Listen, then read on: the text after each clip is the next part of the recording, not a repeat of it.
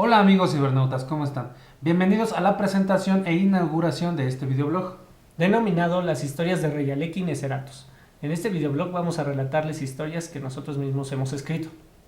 Nos gusta escribir de diversos géneros literarios como son el suspenso, Ciencia ficción, terror, algo de humor negro, etcétera, etcétera. De hecho, la primera historia que vamos a contarles es el primer cuento de nuestro libro Relatos de Terror y Locura.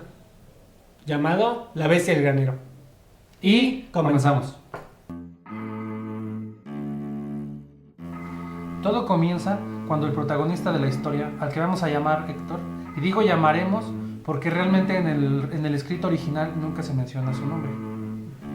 Héctor regresa después de muchos años al lugar donde pasó la mayor parte de su niñez, el del cual tenía muy amargos recuerdos.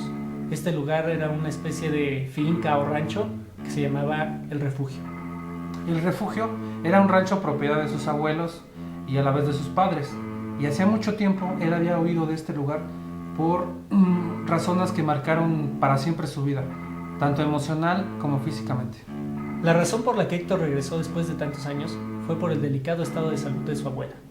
Era el único familiar que realmente le importaba y siempre lo extrañó desde su partida del refugio. Su abuela en una carta le había dicho que ella estaba muy enferma y prácticamente como última voluntad le dijo que quería ver a su nieto consentido, aunque fuera por última vez. Esta no era la primera noticia que recibía de estas características por parte de su abuela. También le notificó cuando fallecieron sus padres y también el fallecimiento de su hermana. Sin embargo, a Héctor no le importó, solamente regresó por el estado de salud de su abuela.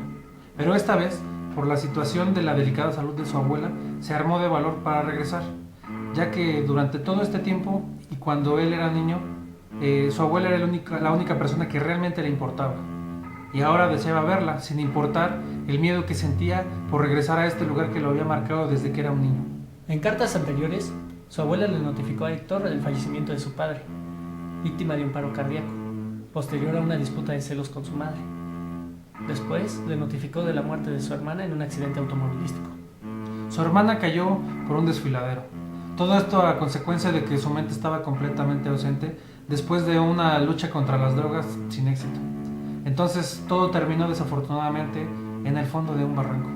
Después de su padre y su hermana, siguió la madre de Héctor, víctima de un cáncer cuyo origen no pudo ser determinado, y que la llevó a la tumba unos meses después de haber sido detectados. Varios tumores alrededor de todo su cuerpo. Héctor no parecía sentir remordimiento alguno o pena por el fallecimiento de estos familiares. Realmente todos los recuerdos tormentosos y todas las situaciones que pasó en muchos años en su niñez dentro del refugio le habían arrancado cualquier sentimiento amoroso que pudiera haber sentido alguna vez. Después de mucho meditarlo y a sabiendas de que tal vez su vida corría peligro, decidió regresar para ver el estado de salud de su abuela y estar con ella en sus últimos momentos. Durante el trayecto a la propiedad de sus abuelos, Héctor recordó uno a uno los imborrables momentos que padeció en su niñez en este lugar. Imborrables tanto en su cuerpo como en su alma. Héctor recordó cuando tenía 11 años y vivía con toda su familia en el refugio. Gracias a los productos que se cultivaban ahí, la situación económica de la familia era bastante cómoda. La vida en el campo le había proporcionado al abuelo de Héctor una apariencia bastante saludable y envidiable.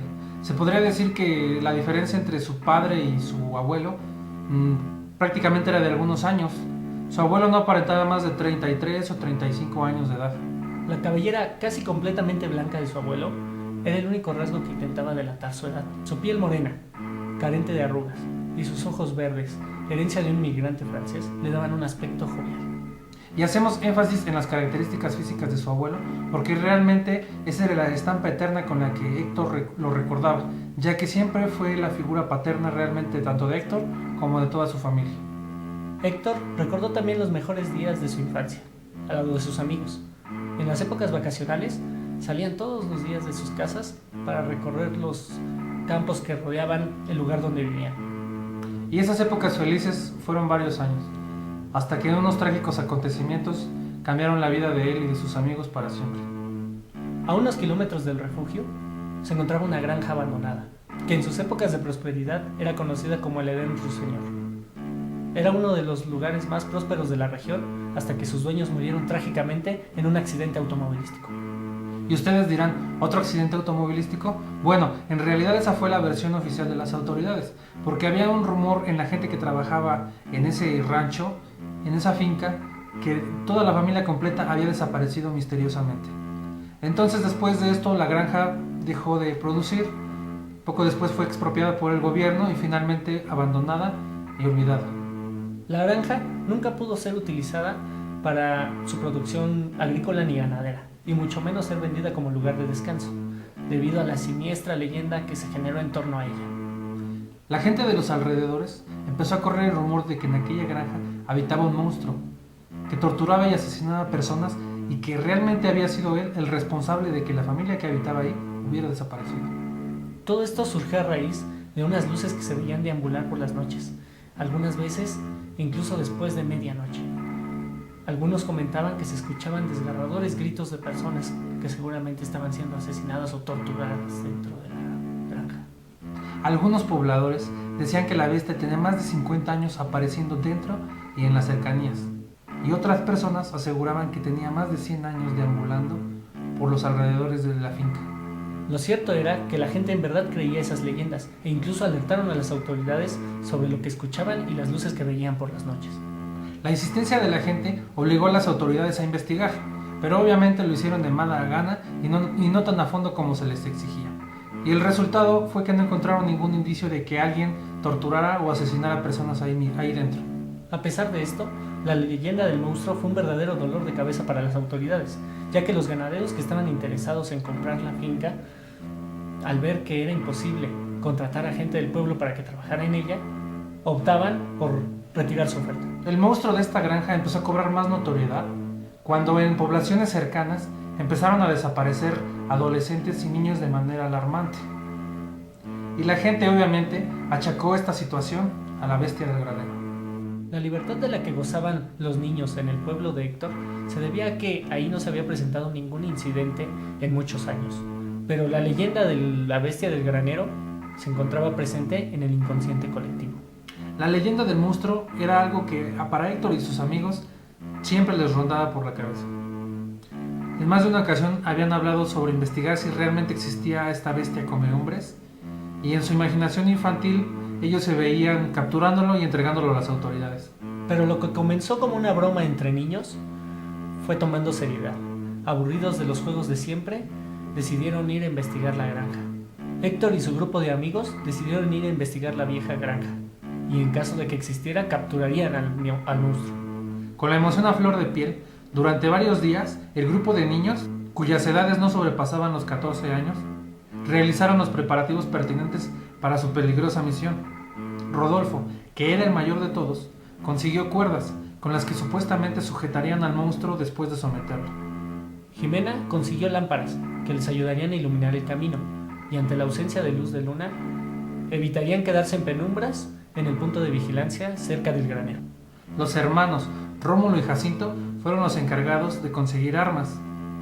Un par de machetes recién afilados serían su defensa en contra de la bestia del granero. Virginia era la otra niña del grupo. Ella representaba el amor platónico de Héctor, y su rubia cabellera y sus ojos azules le hacían pensar que era un ángel caído del cielo. Ella consiguió un par de mantas que eran perfectas para cubrir el frío. Las mantas eran provenientes de la tienda de telas de su padre. Rufino era el último integrante del grupo y también el más joven. Él se ofreció a llevar alimentos para cuando cayera la noche y el hambre se hiciera presente. Él consiguió un par de paquetes de galletas saladas de la alacena de su madre. A sus compañeros les pareció suficiente para esa noche. Todo estaba listo y la noche acordada se reunieron a las afueras del refugio. Una vez revisados los enseres que habían logrado conseguir, se dirigieron al Edén Ruiseñor. Poco antes de la medianoche llegaron a los límites del Edén Ruiseñor. Se adentraron algunos metros más hasta que estuvieron cerca del granero. Y hasta aquí terminamos con la parte de esta historia y recuerden que la próxima semana continuaremos con la misma.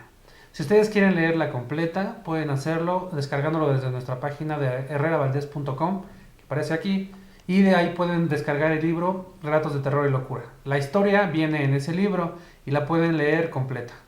No olviden que en la página también encontrarán más libros, historias, cuentos, poesía. Entren y descarguen todo lo que hay ahí. Y recuerden que nuestra recomendación es que lean mucho y si quieren leer un buen libro, lean un libro HB. Gracias y nos vemos la próxima semana.